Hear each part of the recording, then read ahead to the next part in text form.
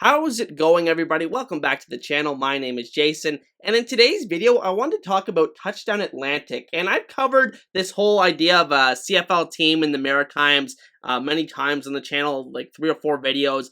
Some of my most popular videos have been on this subject, but today I wanted to talk specifically about the series of games that have taken place and kind of the history of all of the regular season exhibition games that have taken place in Atlantic Canada. Kind of take a look at where they've taken place, the attendance that was that day, and everything to do with the event. So with that said, let's get into it. So long story short, the history of this whole idea of having a CFL team or having games in Atlantic Canada really started around the 1980s, where there was speculation that an expansion franchise was coming to the Maritimes. And so the first exhibition game didn't actually happen until 1986, and then again the next year in 1987. So they had a couple of games there in the 1980s, but they didn't have another one until 2003, and then again in 2005. So those first 4 exhibition games, there's quite a gap between those first 2 and the next 2. And then in 2006, they were supposed to have one between Montreal and Ottawa, I do believe,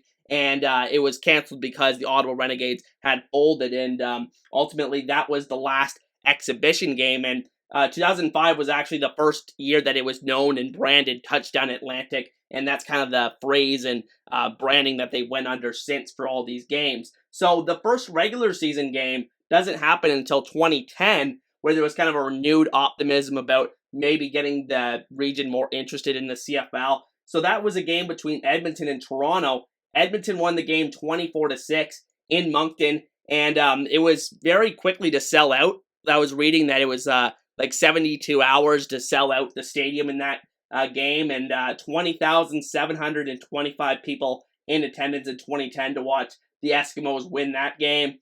And then in 2011, the next year, Hamilton, this is a game I remember very well as a Tiger Cats fan. I enjoyed rewatching the highlights when I was doing research for this video. Hamilton wins this game 55-36. Again in Moncton, another 20,000 people in attendance for that one. And so it was looking pretty good for the whole Touchdown Atlantic idea and maybe building interest out there in the Maritimes for a potential franchise.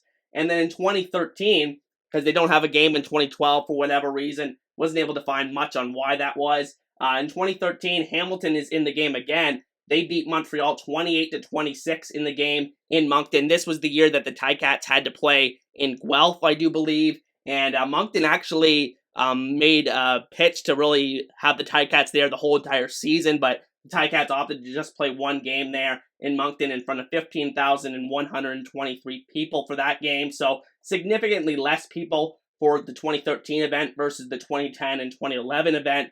And so in 2013, that was the last Touchdown Atlantic game for a while until 2019. So from 2014 to 2018, there was no Touchdown Atlantic. In 2019, that's when Schooner Sports and Entertainment, that group, had emerged that was really pushing the CFL to grant them an expansion franchise. They actually hosted that event in 2019, again in Moncton, in front of 10,000 people. The stadium was not expanded in terms of capacity that time. That's how they were able to have 20,000 at that stadium before. But they didn't expand the stadium for the 2019 event between Montreal and Toronto. This was a really good game, if I remember correctly. I think Vernon Adams had a big comeback in that one. One of the number of ones he had during the 2019 season.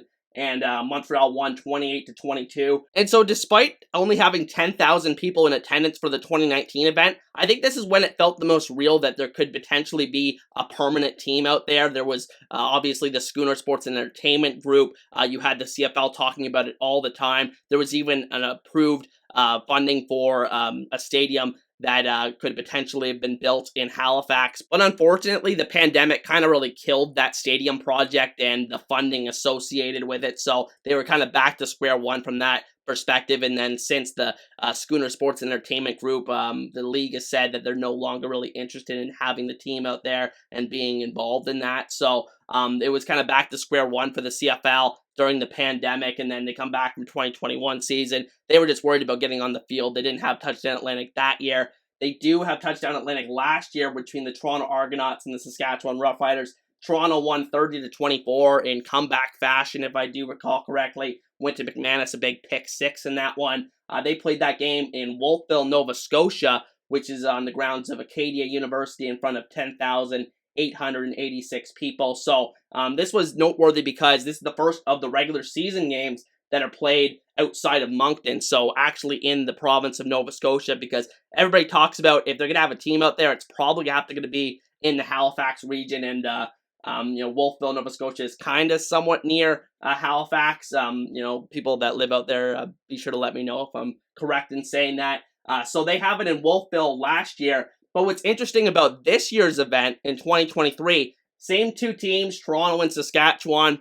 Probably Toronto's going to win. I think Toronto is going to be heavily favored going into this one. But the interesting thing for me is this is the first game that's actually going to be in the city of Halifax on the grounds of St. Mary's University. And there probably is going to be around 10, 11,000 people there. They announced the sellout for that one, but I think they also were giving away some general admission tickets after they announced the sellout. So we'll see what that attendance ultimately ends up being. But I do think it's interesting regardless that this game is going to actually be taking place in Halifax, giving us the most realistic look yet, I think, of having a team out there and what it would look like. I think the CFL's kind of changed their game plan a bit. They've said this, that they're more looking towards the pop-up temporary stadium model to start out with out there. So I think that if it looks good and, the CFL can get some other things into place, I mean, it's probably a long shot still at this stage, but, maybe this is what it looks like in a few years and they're playing ball out there with the 10th CFL team. But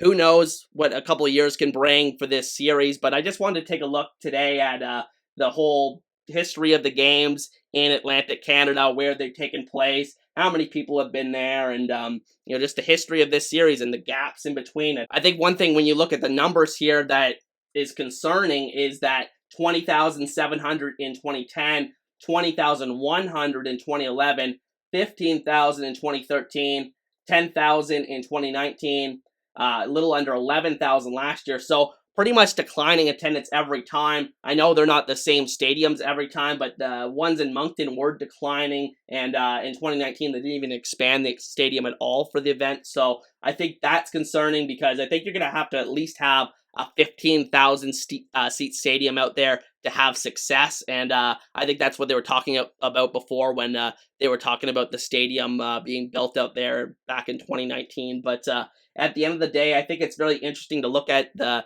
history of this games and the history of this series. I think it's interesting that the game's going to be in Halifax this year, give us a better look at what it potentially could look like for a team out there. But at the end of the day, that's all I wanted to take a look at today. Be sure to let me know your thoughts down in the comment section, and hopefully we have a good Touchdown Atlantic game this weekend. Peace.